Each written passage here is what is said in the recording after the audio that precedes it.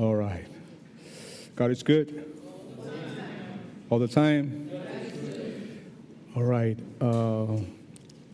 Primeramente tenemos la continuación de las notas que teníamos la vez pasada y también pues tenemos unas notas nuevas bajo el título El dilema divino con la seriedad del pecado.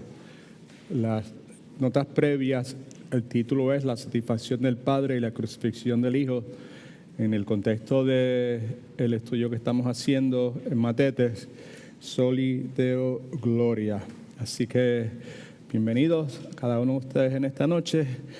Vamos a orar, a pedirle a nuestro Padre Celestial que nos ayude a poder centrarnos en lo que Él tiene para nosotros y que pues su promesa se haga una realidad en la vida de nosotros. ¿Cuál promesa en particular? Naldito, escucho un poquito de feedback aquí. ¿Cuál promesa en particular? La promesa de que su palabra nunca va a regresar vacía y que siempre va a lograr el propósito por el cual ha sido enviada. Yo he preparado, quizás en la mejor forma que puedo, en este momento este estudio, pero en última instancia es Dios el que ha predeterminado la palabra que vamos a escuchar en la noche de hoy, y pues nos reunimos con la esperanza de que esa palabra pues cale dentro de nosotros y nos ayude en este proceso donde todos estamos de ser transformados cada vez más a la imagen de su Hijo, nuestro Señor y Salvador Jesucristo. ¿Cuántos quieren ser transformados? Amén. Seguro, todos queremos ser transformados de adentro hacia afuera. Queremos que esa transformación pues sea permanente. Queremos parecernos más y más a nuestro Señor y Salvador Jesucristo. Queremos responder como Él más y más consistentemente. La única forma en que, bíblicamente hablando, podemos conseguir eso es a través de, primero, un nuevo nacimiento, que mi esperanza es que cada uno de nosotros lo hayamos experimentado, y segundo, a través de la renovación de nuestro entendimiento, la renovación de nuestra mente, de nuestra forma de pensar. Y pues esa renovación es la obra del Espíritu Santo. Él es el cirujano, y los medicamentos o los utensilios que Él utiliza para hacer su obra es la palabra de Dios, ¿ok? Así que con eso en mente vamos a orar un momento y vamos a entrar en nuestro estudio en esta noche. Padre, en el nombre de Cristo Jesús, te volvemos a dar gracias por el inmenso amor que tienes para con nosotros. Gracias por la paciencia que día tras día tienes para cada uno de nosotros, Señor. Gracias por tu fidelidad, Padre amado. Gracias por la certeza que tenemos, Señor, de que tú fuiste tú el que comenzaste la obra espiritual en la vida de nosotros cuando muertos estábamos en nuestros pecados, y tú nos diste vida, Señor. Y pues vivimos confiados, descansamos confiados, Señor, en que eso que tú comenzaste, esa transformación que tú comenzaste, tú continúas, Señor, perfeccionándola día tras día, Señor. Y nuestra esperanza es que en esta noche algo escuchemos con claridad de ti, que transforme nuestro pensamiento, lo renueve, nos ayude a ver lo que sea de una forma distinta, y que eso resulte en cambio en nuestra vida, y que ese cambio nos acerque más a Cristo Jesús. Te imploro, Señor, que me concedas salud para poder realizar este estudio, que seas con Pastor Marcel, con Pastor Willy, Señor, con las siervas que te sirven fielmente todos los miércoles, Señor, en Corderitos, Padre Santo, y te agradecemos, Señor, la diligencia de los hermanos y las hermanas que llegaron mucho más temprano que nosotros, Señor, y prepararon todas las cosas, Señor, y los snacks y las cosas que pudimos disfrutar, Padre Santo. Así que nos arrojamos a tus pies, te rogamos que, Señor, pues nos transformes, Señor. Habla a nuestros corazones en el nombre de Jesús. Amén. Ok, Soli Deo Gloria, para la gloria de Dios. La sección que estamos, o que regresamos a considerar en esta noche, la titulamos La satisfacción del Padre y la crucifixión del Hijo. Estamos considerando el significado de la crucifixión del Señor Jesucristo, el significado en gran medida de la frase consumado es, y la implicación de que Cristo en su humanidad muere por nosotros en la cruz del Calvario. En esta sección, y como dijimos la vez pasada, en las próximas sesiones vamos a estar considerando ciertas doctrinas bíblicas, ¿verdad? Y aunque no es nuestra intención hacerlo de una forma profunda, queremos pues considerar esas doctrinas bíblicas en el contexto de nuestro estudio y lo que queremos conseguir. Mientras consideramos estas doctrinas, vamos a ver algunas cosas que son significativas para nuestro estudio. Primeramente, que nuestro Padre Celestial está satisfecho con la obra de Cristo en la cruz del Calvario. Vamos a ver cómo, o el porqué, el resultado, la razón de ser de que el Hijo, Cristo, fue sacrificado en la cruz del Calvario. Y la tercera cosa que vemos es cómo el Espíritu Santo es enviado y las implicaciones que eso tiene. Me explico nuevamente. Las implicaciones en la vida mía, en mi diario vivir, en la forma de responder a las circunstancias que se me presentan diariamente, algunas de ellas complicadas, algunas de ellas de esperarse, algunas de ellas súbitas, algunas de ellas yo puedo quizás humanamente bregar un poco con ellas, algunas de ellas están completamente fuera de mi control humano. Y lo que queremos considerar es cómo el hecho de que el Padre Celestial esté satisfecho, nuevamente, como el hecho de que Cristo Jesús es sacrificado en la cruz del Calvario. El Padre está satisfecho con lo que acontece en la cruz del Calvario. El Hijo es sacrificado, Cristo Jesús sacrificado por nosotros, y el hecho de que el Espíritu Santo es enviado a nosotros. Como esas tres cosas, pues, afectan positivamente nuestra vida, la forma que respondemos a las circunstancias de esta vida. Así que la intención detrás de este formato es que podamos ver, entre otras cosas, cómo esto que conocemos como la Trinidad, Padre, Hijo y Espíritu Santo, está envuelta primeramente en todo lo que sucede en la crucifixión del Señor Jesucristo, y segundo, cómo está envuelto en todos los asuntos de nuestra vida. Hay una pregunta básica con relación a la crucifixión y es esta: ¿qué es lo que sucedió en la cruz hace 2000 años y cómo lo que en la cruz sucede trae primeramente salvación a mi alma y cómo lo que en la cruz sucede transforma mi vida? Nuevamente, somos salvos por gracia, pero somos salvos no por obras para que nadie se gloríe, pero somos salvos sin duda alguna para buenas obras que Dios preparó de antemano. ¿Right?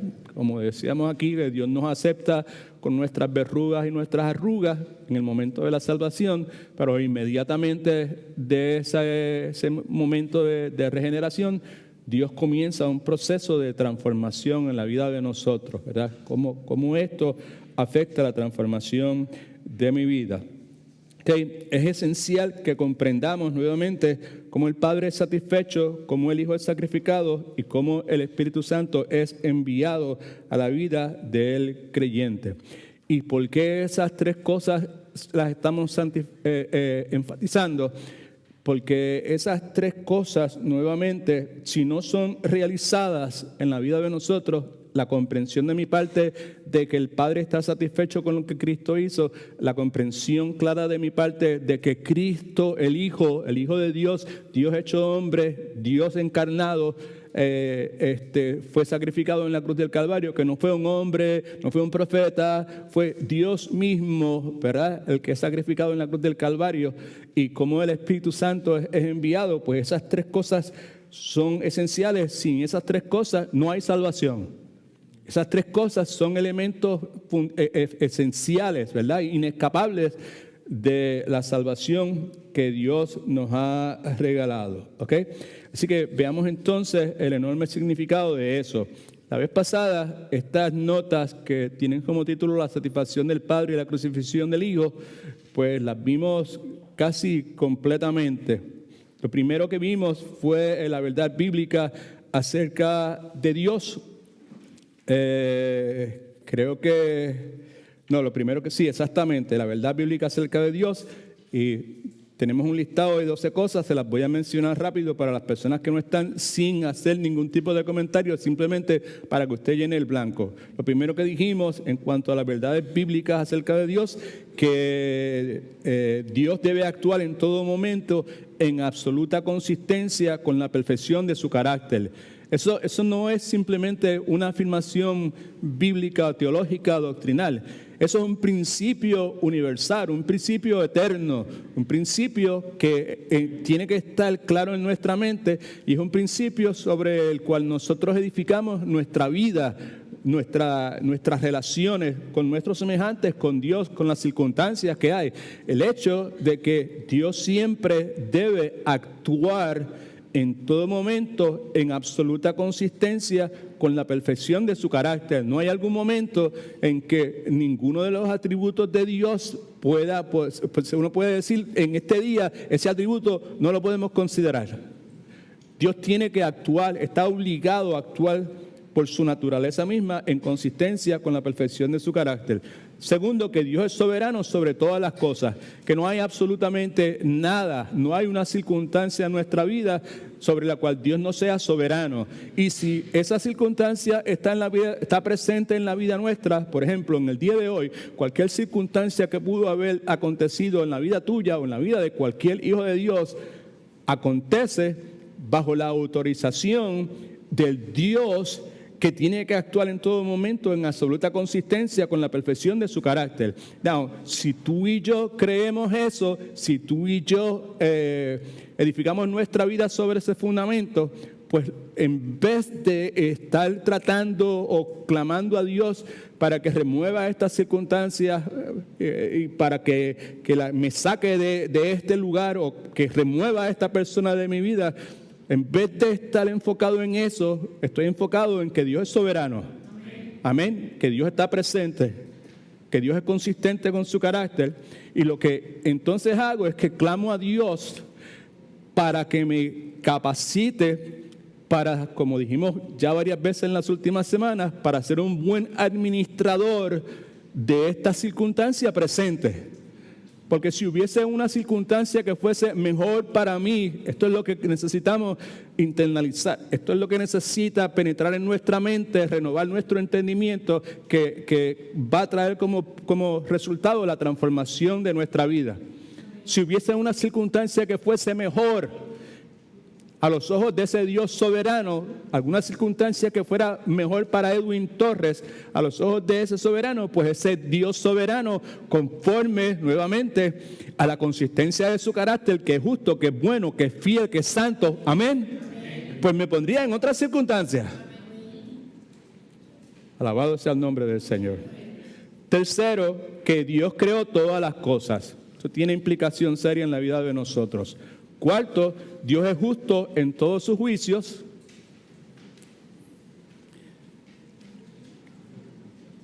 No. Estoy. Ahí digo, vamos a ver.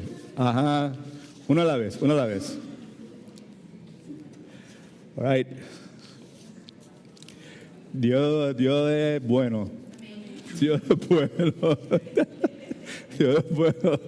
Pues yo estoy hablando, ¿verdad? Compartiendo con ustedes, y dentro de mí estoy pensando, gracias Señor, qué chévere. Yo ahorita no podía hablar muy bien y ahora de momento estoy hablando con tanta facilidad. Qué bueno eres, gloria al nombre del Señor. Como para que no me esponje mucho, ¿verdad? ¿Sabes? ¿Sabes? Cógelo con calma, mijo, cógelo con calma. Número 4, por favor. Dios conoce todas las cosas. Amén. No hay absoluta, eres soberano, está en control y Dios conoce todo. No hay nada nuevo para Él. Importante, sumamente importante. Dios sostiene todas las cosas, tiene que actuar conforme a su carácter. Dios es dueño de todas las cosas. Si nosotros somos, si hemos nacido de nuevo, pues le pertenecemos a Dios. Acuérdense que el domingo pasado hablamos acerca de que muchas cosas, pero entre las que eran más esenciales el hecho de que la cuestión de ser cristiano no es una cosa que sea del otro mundo. Porque Dios no nos llamó a ser cristianos, Dios nos llamó a ser discípulos de Jesucristo. Amén. Ahí está la cosa, ¿verdad? Dios, número 7, Dios es santo por encima de todo. Subraye eso, póngale un asterisco porque eso es crucial para lo que estamos estudiando. Dios es justo también Dios es justo en todos sus caminos. En ningún momento hay injusticia de parte de nuestro Dios. Dios es justo en todos sus juicios. Dios es intolerante al pecado.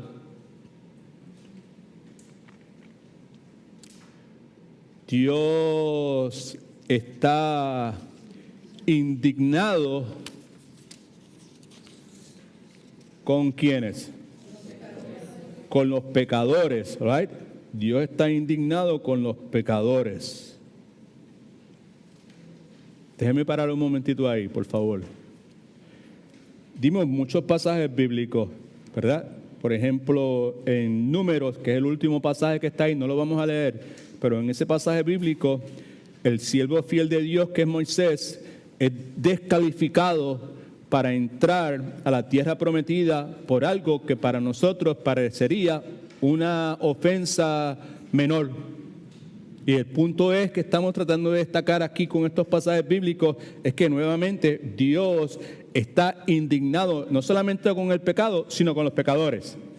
Porque tenemos en nuestra mente la idea de que Dios odia el pecado, pero ama al pecador. Y hay cierta verdad en eso, pero también hay, yo diría yo, muchísima más verdad en el hecho de que Dios está indignado con los pecadores. Amén. En Josué 7, la familia de Josué, una familia completa, es destruida, mejor dicho, no de Josué, la familia de un hombre llamado Acán es destruida debido a la avaricia de esa persona. Mamá, papá, abuelo y un montón de hijos. En 2 de Samuel, un hombre bueno que quería agradar a Dios, llamado Usa, recibe la pena de muerte por intentar evitar que algo sagrado a los ojos de Dios y a los ojos de su pueblo, que era el arca del pacto, cayera al piso. Y en Hechos, capítulo 5, versículos 10 y 11, el incidente que todos nosotros conocemos de Ananías y Zafira, que ofrendan, y probablemente dieron una ofrenda significativa por el hecho de que pues vendieron unas propiedades, lo que sea, pero sin embargo, dice la Escritura que ellos intentan engañar a Dios con su ofrenda a medias y reciben la pena capital, cayendo muertos, right? El punto es que vemos estos pasajes y comenzamos a pensar probablemente que Dios se le fue la mano, está exagerando aquí o está siendo muy, muy severo. Y señalamos, por eso vale la pena volver a señalar, que nosotros vemos esta clase de castigo, particularmente en el Antiguo Testamento, y pensamos que es un castigo severo, y la razón por la cual pensamos que es un castigo severo es por esto. Y esto es lo que es importante, si no lo he escrito, escríbelo por algún lugar, porque tenemos una perspectiva del pecado que está centrada en el hombre, no está centrada en Dios. Si tuviéramos una perspectiva del pecado que estuviese centrada en Dios, pues entonces la cosa sería distinta. Y ese principio, esa verdad, pues necesita ser extrapolada, sacada de ahí y traída a nuestro diario vivir. Nuestro diario vivir necesitamos ver nuevamente el pecado en la forma que respondemos, la forma que actuamos, no desde una perspectiva humana, sino desde la perspectiva de Dios. Alabado sea el nombre del Señor Jesucristo. Así que nuestro problema es que pecamos contra un Dios que es infinitamente santo y nosotros somos dignos, merecedores de un castigo infinito. ¿Alguien dice amén? Wow, espérate. No. Sí, eso es así. ¿Ves cómo es la cosa? Right? Si desde una perspectiva humana, dice, no, pastor, cójalo con calma, que eso de que somos merecedores de un castigo eterno. Porque si lo vemos desde la perspectiva humana, pues no, pero si lo vemos de la perspectiva de Dios, pues entonces vamos a tener que enfrentar el hecho de que estamos nosotros pecando, no contra mi esposa, no contra mis padres, no contra la sociedad, no contra la iglesia. Estamos pecando contra un Dios que es santo, santo, santo, santo. Right? Y por consiguiente, por menor que sea el pecado, entonces somos dignos de un castigo eterno. Así que, si no lo ha escrito, vuelva a escríbalo nuevamente. Necesitamos, para poder procesar la enseñanza de este estudio, necesitamos tener una perspectiva del pecado que esté centrada en Dios. Precisamos recordar que lo que acontece en Génesis 3, famoso incidente de Adán y Eva, la serpiente, la manzana, todo ese, o la fruta, mejor dicho, todo eso que nosotros hemos escuchado desde pequeño, que se ha filtrado en la cultura y se ha tergiversado, se ha distorsionado, toda esa cuestión, pero el incidente está ahí. Un pecado entra y de ese pecado entra la condenación para todos los hombres. El pecado entró al mundo por un hombre, con el pecado de la muerte. Así la muerte ha pasado a todos los hombres por cuanto todos pecaron, Romanos capítulo 5, versículo 12. ¿Okay? Fue un solo pecado, penetra este mundo y como resultado de ese pecado hay toda clase de efectos. No solamente es la separación eterna de Dios, pero hay efectos como terremotos, huracanes, tornados, asesinatos, guerras, Ucrania, holocaustos, todo ese sinnúmero de cosas. ¿Okay? Así que, entonces, el último punto que vimos, que era, creo, el número 12, ¿correcto, hermana Dunia? 12, all right, ok. Número 12, que Dios es amante hacia toda su creación. Eso lo chequeamos. Ahora, vamos a considerar entonces, comenzando en esta noche, pues, la última parte de esas notas, bajo el subtítulo, consideremos la seriedad de la pecaminosidad de Dios. Vimos primeramente todas estas características de Dios en sus notas, ¿verdad? El carácter de Dios, todas esas cosas que vimos acerca de Dios. Ahora vamos a considerar brevemente la seriedad, lo serio del pecado en la vida del hombre. Now, vamos a hacer varias preguntas. Primeramente esta. Consideremos, ¿verdad?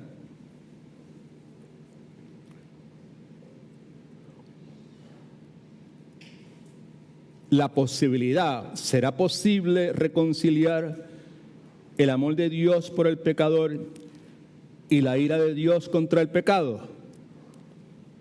Son dos cosas que están en la Escritura. El amor de Dios por el pecador y la ira de Dios contra el pecado.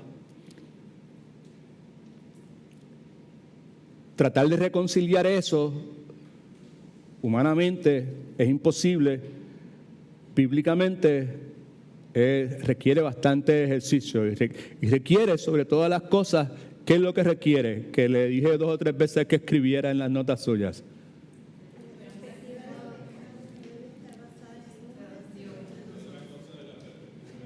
Que nuestra perspectiva del pecado debe ser una perspectiva desde Dios, right? No humana, ¿ok? So, hay una tensión bien grande entre esas dos verdades. ¿Cuál verdades? El amor de Dios por el pecador y la ira de Dios contra el pecado. Están ahí presentes, son inseparables, ¿verdad? consideremos o vamos a considerar la pecaminosidad del ser humano que se aproxima ante un Dios que es santo, santo, santo. No, ese ser humano que es altamente pecador, la palabra pecaminosidad es una palabra grande, pero encierra precisamente la magnitud de lo que se trata de comunicar. Ese hombre que es altamente pecador es usted y soy yo. Eso es lo que tenemos que considerar, ¿ok? La alta pecaminosidad, el alto grado de pecado suyo y mío al momento de aproximarnos ante un Dios que es santo, santo, santo. ¿Right? Es que la finalidad de nuestro estudio, entre otras cosas, es de que podamos clarificar otra vez nuestra percepción del pecado mientras clarificamos nuestra percepción, nuestro entendimiento, nuestra comprensión, cualquiera de esas tres palabras la puede utilizar, de la cruz del Calvario y de cómo Dios es satisfecho y glorificado en lo que allí sucede. Repito eso porque es clave. Nuestra intención es que podamos clarificar nuestro entendimiento, nuestra comprensión, nuestra percepción del pecado primeramente, la seriedad, la magnitud del pecado, las implicaciones que el pecado tiene, ¿verdad? Las restricciones que trae, las consecuencias que trae, mientras simultáneamente clarificamos nuestra percepción, nuestro entendimiento, nuestra comprensión de qué es lo que pasa en la cruz del Calvario y cómo al mismo tiempo también clarificamos nuestro entendimiento, nuestra comprensión, nuestra percepción de cómo Dios es satisfecho y glorificado con lo que allí sucede. Ese es el propósito de nuestro estudio. ¿Por qué? Quizás alguno se puede preguntar, es necesaria esa clarificación. La respuesta es simple y es esta. Porque la mayoría de nosotros, incluyéndome a mí también, hablamos del pecado en la mayor parte de las veces como si tuviéramos un problema psicológico o un problema emocional cuando hablamos del pecado. En vez de utilizar la palabra correcta que es pecado contra un Dios que es santo, santo, santo y ese pecado merece castigo eterno. Amén. Porque es otra vez contra Dios. Si lo miramos nuevamente desde esa perspectiva, estamos pecando contra Dios, la cosa cambia por completo. Pues entonces no podemos sentirnos cómodos diciendo, no hay problema, aquí nadie es perfecto, pues está bien, yo he hecho algunas cosas malas. En vez de decir, yo he pecado contra Dios, sino, yo he hecho algunas cosas que son malas. O puedo decir, no, pues sí, estoy en una situación difícil, pero es porque yo he tomado malas decisiones. ¿Right? No es que he tomado malas decisiones, es que he pecado contra Dios. Amén. Dios ha dicho que yo hago unas cosas y yo he hecho cosas contrarias a lo que Dios ha dicho. ¿Cuándo me están entendiendo? All right, okay.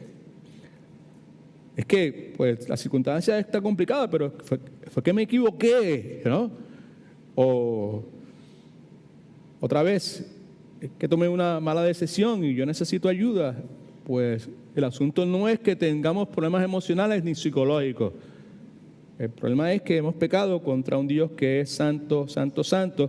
Y nuestro problema es mucho más profundo que un problema psicológico o un problema emocional. La palabra de Dios enseña algunas cosas alrededor de la seriedad del pecado, la pecaminosidad del hombre. Lo primero que tenemos en nuestras notas ahí es que nosotros hemos cuestionado la soberanía de Dios. Hemos cuestionado la soberanía de Dios. El ser humano ha cuestionado la soberanía de Dios. Desde el mero comienzo del ser humano eso es lo que ha hecho.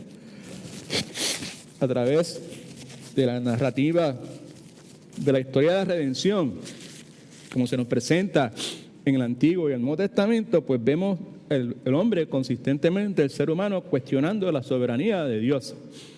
Y si esta noche antes de acostarnos nos sentáramos en un sillón reclinable y nos pusiéramos a meditar y empezamos a improvisar y recordar nuestra vida, el transcurso de nuestra vida, pues probablemente llegaríamos a la conclusión de que nosotros también consistentemente hemos hecho lo mismo. Hemos estado cuestionando la soberanía de Dios. El punto, si no me entiende, es que desde el mero comienzo nos hemos rebelado contra la autoridad de Dios. Génesis capítulo 3, versículos 6 y 7.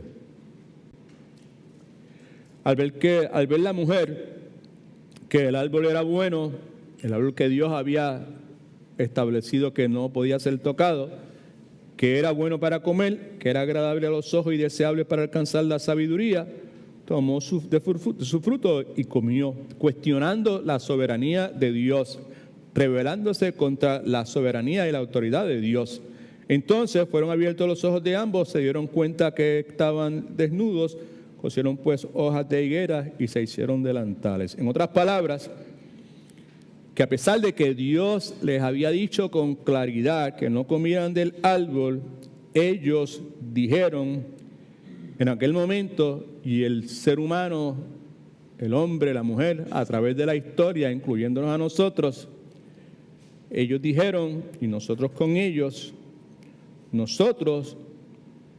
Dios dijo esto, pero nosotros vamos a hacerlo a nuestra manera. Y es muy probable que en el día de hoy algunos de nosotros hayamos dicho precisamente lo mismo.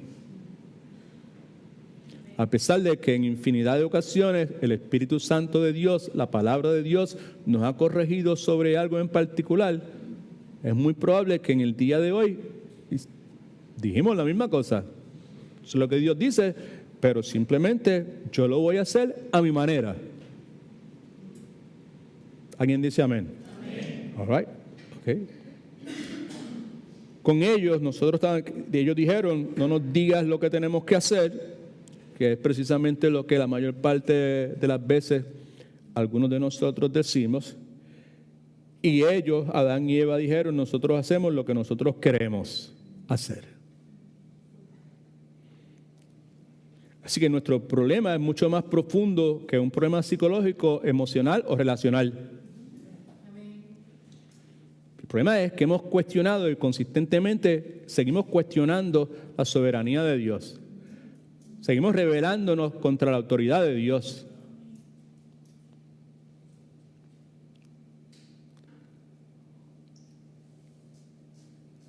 Al comienzo oramos para que el Espíritu de Dios hiciera su obra en nosotros. Amén. Y que estas verdades bíblicas que estamos considerando, pues las utilizara para renovar nuestro entendimiento y de forma tal que pudiésemos ser transformados de adentro hacia afuera. Establecimos el hecho de que confiamos de que Dios no cambia, que Dios siempre responde conforme a su carácter totalmente. Y el Dios que nosotros servimos y estamos proclamando en esta noche es un Dios que ha dicho claramente que su palabra nunca va a regresar vacía. Siempre va a lograr el propósito para el cual fue enviado. Es muy probable, es muy posible para cada uno de nosotros en infinidad de ocasiones escuchar la misma palabra,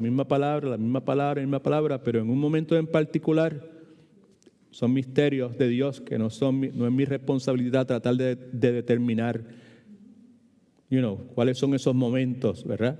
De la misma forma que no es para mí el determinar cuáles son los elegidos de Dios, simplemente le hablo de Cristo a todo el mundo, le extiendo la invitación a todo el mundo, y los que son, punto, serán. Amén. Right? Pero el punto es que la palabra de Dios nunca regresa vacía, y es muy probable que hasta lo que hemos dicho hasta este momento, allá el Espíritu Santo pierce your heart, en tu corazón, fue esto, fue aquello, fue cuando reaccioné de esta forma, fue cuando pronuncié tal cosa, fue cuando pensé de esta forma. Y mi exhortación es que, pues, no tomemos livianamente, ¿verdad? Pues la bondad de Dios, right? Y que le llamemos a las cosas como son, right? Que no le echemos culpa a nadie, no justifiquemos de ninguna forma, sino que asumamos nuestra responsabilidad por lo que está pasando en nuestra vida. ¿Ok? Así que nosotros hacemos lo mismo, rechazamos su autoridad soberana sobre nosotros.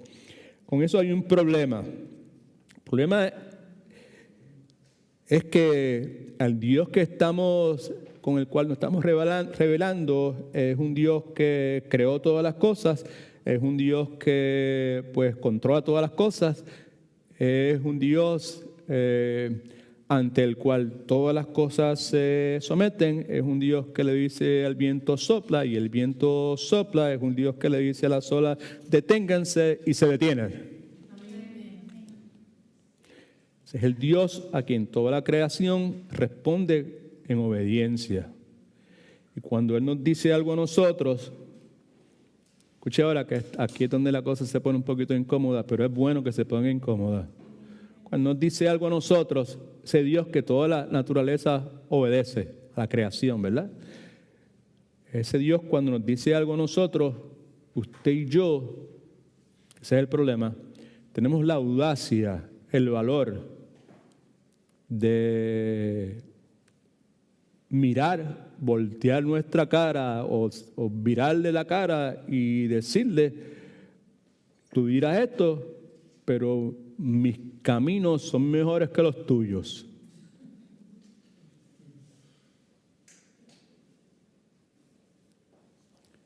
¿Cuándo fue la última vez que usted se lo dijo al Señor así? Mis caminos son mejores que los tuyos. Pastor, yo nunca me atrevería a decirle a Dios, mis caminos son mejores que los tuyos. You don't have to.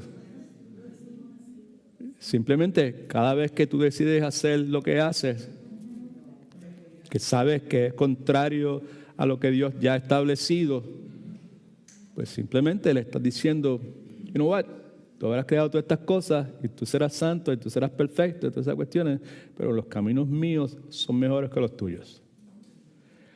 Ahí está la cosa, familia. ¿Se da cuenta por qué le dije que era necesario para poder beneficiarnos de lo que estamos estudiando, ver el pecado desde la perspectiva de Dios?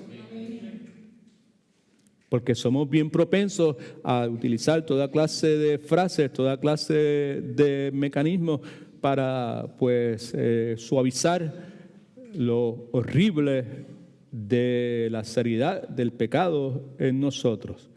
Levíticos capítulo 16, versículo 21 dice, pondrá Aarón sus dos manos sobre la cabeza del macho cabrío vivo y confesará sobre él todas las iniquidades de los hijos de Israel y todas sus rebeliones se rebelaron contra la soberanía de Dios. El asunto ahí era precisamente ese, que ellos decidieron que los caminos de ellos eran mejores que los de Dios. Dios ya había establecido unos criterios, una forma, una metodología, y ellos decidieron hacerlo a su propia forma. Y pues pensamos de estas personas, pues bueno que le pase, se lo merecían, pero la verdad del caso es que nosotros no estamos muy distantes de lo que ellos estaban haciendo. All right? So, hemos cuestionado la soberanía de Dios. Segundo, nosotros hemos deshonrado su santidad. Escriba por algún lado, hemos profanado su nombre. En Ezequiel capítulo 36, versículos 22 y 23, vemos un ejemplo de esto. Dice la Escritura, por tanto, di a la casa de Israel, así ha dicho Jehová el Señor, no lo hago por vosotros, casa de Israel, sino por causa de mi santo nombre. Subraye eso, que es altamente significativo. Sino por causa de mi santo nombre, el cual, ¿qué hicieron? Profanasteis vosotros entre las naciones a donde habéis llegado. Santificaré mi gran nombre profanado entre las naciones. ¿Se da cuenta lo mucho que repite la frase? Profanar es deshonrar, ¿ok?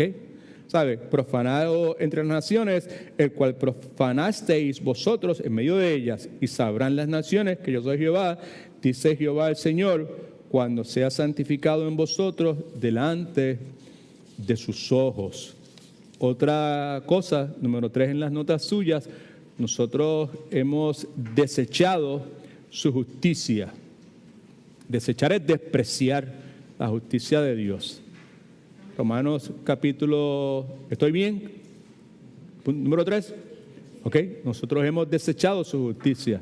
Romanos 3, versículos 10 y 12. Como está escrito, no hay justo ni aun uno. No hay quien entienda. No hay quien busque a Dios, despreciado totalmente. Todos se desviaron y a una se hicieron inútiles. No hay quien haga lo bueno. No hay ni siquiera uno. Romanos capítulo 6, versículo 20. Cuando eres esclavos del pecado, erais libres con respecto a la justicia de Dios. En otras palabras, despreciaba, desechaba, te importaba muy poco la justicia de Dios. Número 4, nosotros hemos ignorado su ira. Ignorar es hacer caso omiso de su ira.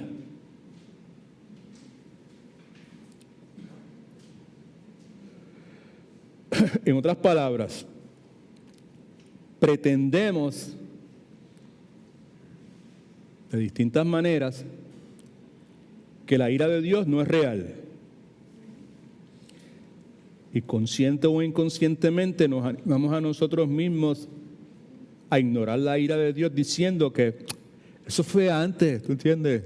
Dios no es así, Dios es bueno, Dios es amor. Y en el día de hoy hay toda clase de teología que el énfasis es precisamente en eso. Dios es amor, Dios es amor, Dios es amor. Y no se le ocurra a nadie mencionar la ira de Dios.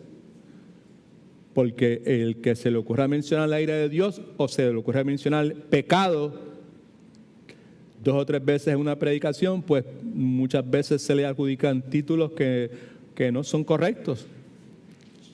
Podría sonar correcto a los oídos de alguna persona, pero alguien que conozca la palabra de Dios sabe que no es correcto decir que una persona que hable de la ira de Dios es una persona legalista, que una persona que hable del pecado como una realidad contra la cual nosotros estamos bañados por la gracia de Dios, tenemos que estar pendientes y tenemos que batallar y que tenemos que mortificar ese pecado. Una persona que hable de esa forma, pues no es una persona legalista.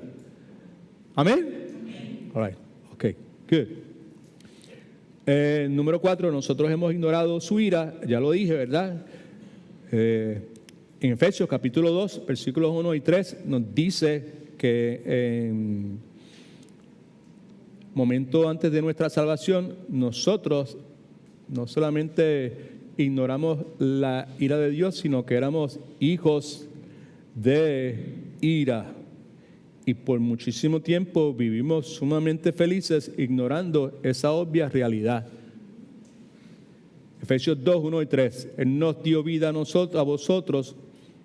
Ese es Dios, ese es el Espíritu Santo. Ese es el llamado efectivo a la salvación. Ese es cuando Dios entró en la vida tuya sin pedirte permiso. Amén. Gloria a Dios. All right. Él os dio vida a vosotros cuando estabas muertos en vuestros delitos y pecados. ¿Por qué entró sin pedirte permiso? Pues porque Él pudo haber tocado y pues tú no ibas a responder porque tú estabas muerto. Amén. So simple y profundo al mismo tiempo. Pero entonces nosotros no podemos procesarlo porque entonces, pues, yo tengo que hacer algo, ¿right? ¿Ok? Hay méritos en esta salvación míos, ¿verdad? ¿Sabes? No, de ninguna forma, ¿sabes? Él os dio vida a vosotros cuando estabais muertos en vuestros delitos y pecados, en los cuales anduvisteis, era estilo de vida, en otro tiempo, el tiempo antes de la salvación, siguiendo la corriente de este mundo. No os conforméis a este mundo, sino ser transformados a través de la renovación de vuestro entendimiento, right? Conforme al príncipe de la potestad del aire, el espíritu que ahora opera en los hijos de desobediencia. Entre esos hijos de desobediencia, nosotros campeábamos por nuestro respeto y estábamos felices y contentos y sin importarnos absolutamente nada. Entre ellos, versículo 3, vivíamos también todos nosotros, en otro tiempo, andando en los deseos de nuestra carne, haciendo la voluntad de la carne, haciendo la voluntad de los pensamientos que necesitan ser renovados para que podamos ser transformados de adentro hacia afuera, y éramos por naturaleza hijos de ¿qué? De ira, en la misma situación que los demás. Gloria al nombre del Señor. Y cuando estábamos muertos en nuestros pecados, por su gracia, Dios quiso darnos vida espiritual. La pregunta que debe siempre permear en nuestra mente y nunca ignorar es: ¿por qué a mí? Right? Normalmente esa pregunta, ¿por qué a mí?, se hacen las personas cuando alguna calamidad viene a su vida. Alguna mala noticia llega a sus oídos. ¿Por qué a mí? ¿Por qué a mí? ¿Por qué a mí? Y como hemos dicho tantas veces, la pregunta debería ser, ¿por qué no a mí? Amén. Pero entonces, el por qué a mí es una buena pregunta, ¿verdad? ¿Sabes? Para hacernos, ¿por qué a mí? ¿Por qué Dios decide entrar a mi vida? ¿Por qué Dios me salva? ¿Por qué Dios me da un nuevo nacimiento? ¿Por qué Dios me llama? La cuestión, ¿y por qué es una buena pregunta? Pues porque el hacerla, pues no vamos a encontrar ninguna justificación, ninguna razón de peso de ninguna clase en nosotros. Porque yo hacía esto, porque yo no hacía tal cosa, o porque yo viví una vida no de perfección, no. Simplemente por su gracia, porque le plació hacerlo. Amén. That's a good point. Right? Y eso no debe ser algo que le haga incomodar a usted, ¿verdad? Preocuparse a usted con relación a nadie. Right? Sea su papá, sea su mamá, sea su esposo, sea su esposa, sean sus hijos, sea quien sea. Esa realidad debe ser algo que le dé esperanza y consuelo y fortaleza a usted de que ese Dios pues puede entrar en la vida de la persona más dura que pueda existir. Alabado sea el nombre de Cristo. Número 5, nosotros hemos renegado de su amor. Romanos capítulo 2, versículo 4 dice, o menospreciáis las riquezas de su benignidad, son expresiones de su amor, paciencia, expresión de su amor, generosidad, expresión de su amor, ignorando que su benignidad, cada una de esas cosas, te guía a el arrepentimiento.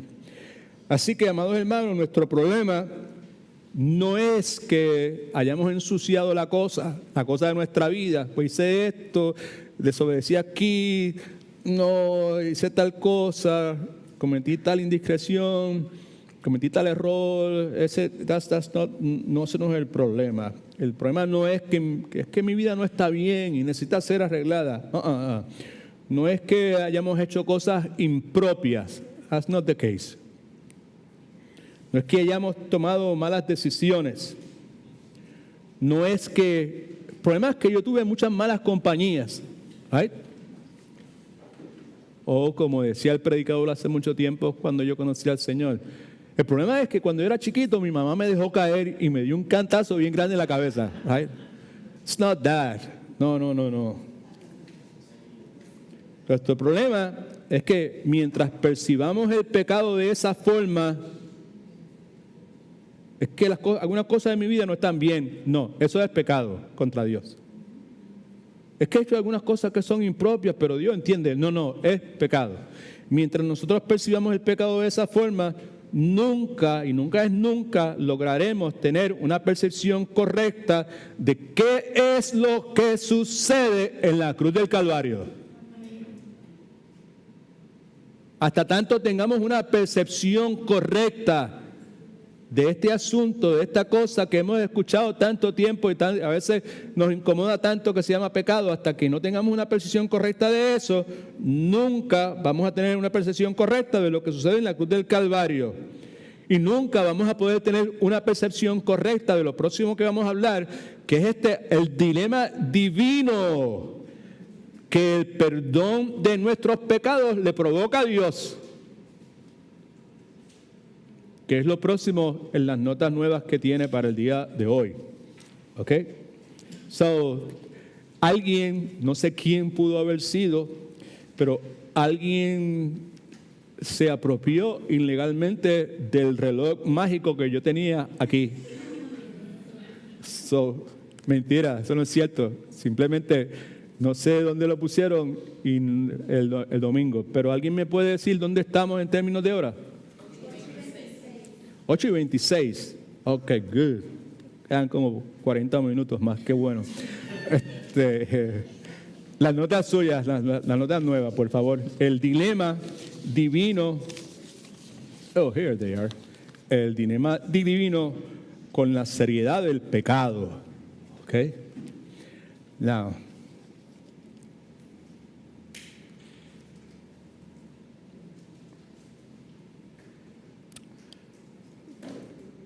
Romanos capítulo 3, versículos 21 y 26.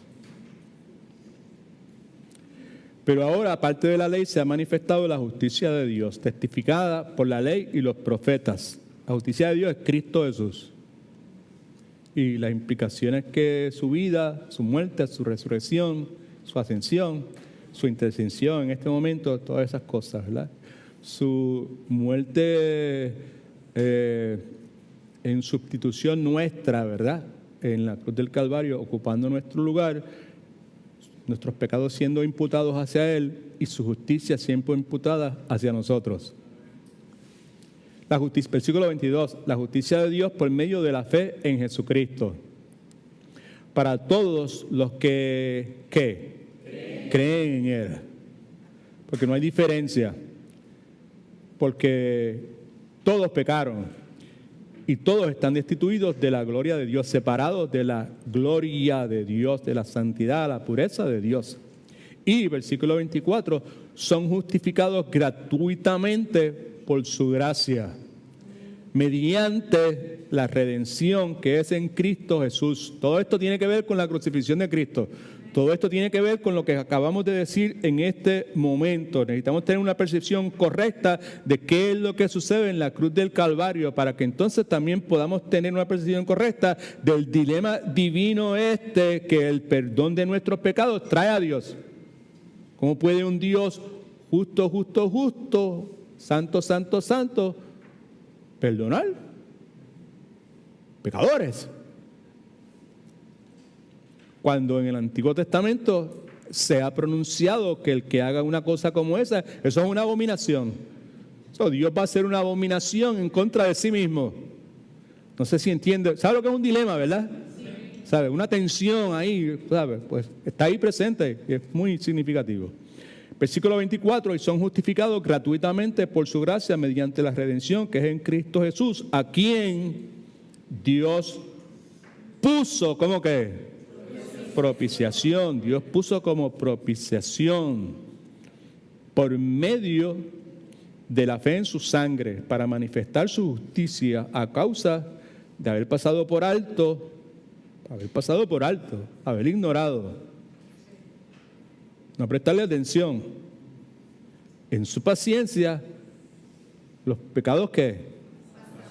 O sea, la idea es que en algún momento dado Dios no estaba bregando con el pecado de la gente como debió haber pecado, haber bregado, mejor dicho. ¿Entendimos? Right. Con miras a manifestar en su tiempo su justicia, la justicia de Dios, a fin del que sea justo y el que justifica al que es de la fe en Jesús. Así que nosotros hemos cuestionado la soberanía de Dios, hemos deshonrado su santidad, hemos despreciado su justicia y aunque merecemos su ira, hemos hecho caso omiso de ella y hemos renegado de su amor. Eso, en resumen, es lo que hemos considerado, right? Eso, sin lugar a dudas, nos conduce a este dilema divino. Escriba en sus notas, por favor. ¿Cómo puede un Dios que es justo salvar a los pecadores que correctamente merecen su ira? Ese es el dilema. ¿Cómo Dios puede hacer eso? ¿Cómo puede un Dios justo salvar pecadores rebeldes que están condenados a su ira? El punto aquí es que en gran medida ese dilema divino encierra, esto es importante, encierra todo el asunto alrededor del cual gira toda la Escritura. Encierra todo el asunto y el problema también alrededor del cual gira toda la Escritura. Uno de los pasajes nuevamente más desafiantes en el contexto de lo que estamos diciendo en este momento se encuentra en Proverbios 17:15. Ese pasaje nos confronta nuevamente con estas verdades que estamos hablando. Proverbios 17:15 dice lo siguiente: el que justifica al malvado y el que condena al justo, ambos son igualmente abominables para Jehová. Someto a su consideración que saque un poco de tiempo y considere lo que está diciendo ahí. Y considere lo que sucede en la cruz del Calvario.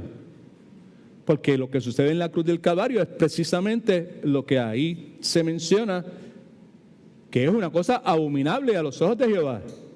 ¿Qué es lo que sucede en la cruz del Calvario? Pues que el malvado es que justificado y que el justo es que ¿hay un dilema o no hay un dilema? ¿Hay tensión o no hay tensión? Pues yo someto a su consideración respetuosamente, ¿verdad? A ver, que es altamente significativo poder tener un entendimiento correcto de lo que ahí sucede, porque al tener ese entendimiento correcto, pues entonces la vida nuestra, primeramente nuestro entendimiento, perdonando la redundancia, va a ser renovado y por consiguiente nuestra vida va a ser transformada. Eso tiene unas implicaciones sumamente importantes para nosotros, ¿ok? Así que, pues, creo que debemos honrar que ya se acabó el tiempo y, pues, la semana que viene, si el Señor lo permite, vamos a continuar. El próximo domingo es Fourth Sunday, all right, ¿ok? Regresamos a nuestro ciclo de la mortificación del pecado y Dios mediante, yo creo que para principios de mayo, segunda semana de mayo, pues comenzamos un ciclo nuevo en nuestro estudio de la escuela bíblica, right? Tiene que ver con la tentación y tiene que ver con, bien parecido a lo que hemos estado considerando, pero énfasis más en el asunto de la tentación y cómo lidiar, cómo reconocer lo que es y cómo responder y todo ese sinnúmero de cosas que son tan esenciales para nosotros, pues porque diariamente pues tenemos que enfrentarnos con eso y no siempre respondemos correctamente. Amén. Right? Si se acuerda, y yo espero que se acuerde, levante a nuestro hermano César en sus oraciones, por favor. ¿Ok? Se ha estabilizado un poco, pero todavía está hospitalizado. ¿Ok? Así que vamos a orar. Padre, en nombre de Jesús, muchas gracias te damos por el tiempo que nos has regalado. Yo te agradezco enormemente que me hayas dado salud para poder servirte nuevamente esta noche, Señor. Tú eres fiel, tú eres bueno, tú eres justo, tú eres bondadoso, paciente. Tú simplemente eres Dios. Nosotros somos creación que se ha revelado contra ti, Señor, y en tu misericordia tú nos llamaste y tú nos diste vida cuando estábamos muertos en nuestros pecados, Señor. El deseo tuyo es, Señor, que pues cada día que pase nuestro pensamiento, nuestra forma de pensar sea renovada, se asemeje más a tu forma de pensar, para que nuestra conducta y nuestros afectos se asemejen más a la conducta y el afecto de nuestro Redentor, el Señor Jesucristo. Nunca es tarde, Señor, para hacer las cosas que son correctas. Tú no te cansas, Padre amado, de continuar ahí llamando y tocando y tratando de hacernos caer en tiempo, Señor. Quizás en esta noche algunos de nosotros hemos escuchado nuevamente tu voz amorosa y tierna señalando a esas áreas de nuestra vida donde pues existe esa rebelión. Mi esperanza es que pues hagamos uso de esa herramienta que tú nos has dado, que es la confesión de pecado, que nos arrepentamos de nuestro pecado y que vayamos corriendo con humildad y nos postremos en la cruz de Cristo, Señor, reconozcamos lo que Él hizo por nosotros. Por eso tenemos este estudio, Padre, y podamos, Señor, pues reclamar las promesas y la victoria y la libertad que en Cristo ahora tenemos, Señor.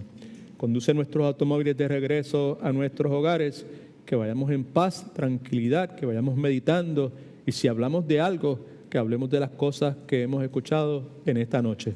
En el nombre de Jesús, amén. Ok, Dios los bendiga.